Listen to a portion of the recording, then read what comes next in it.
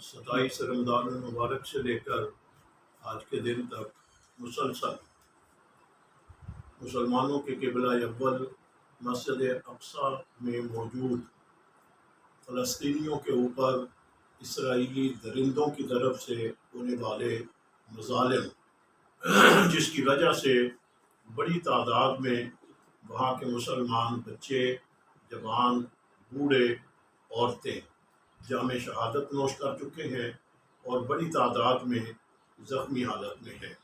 اس کے باوجود اسرائیل آج بھی وہاں پر بربریت کا مظاہرہ کر رہا ہے۔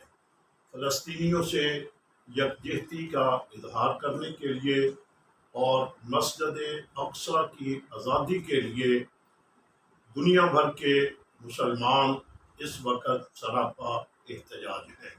کل آنے والا جمعہ 21 مئی پورے ملک میں اہل سنت والجماعت فلسطینیوں سے اظہار یکجہتی اور مسجد اقصی کی آزادی اور اسرائیلی درندگی کے خلاف ملک بھر میں جمعۃ المبارک کے بعد احتجاجی جلوس، ریلیاں، مظاہرے کریں گے۔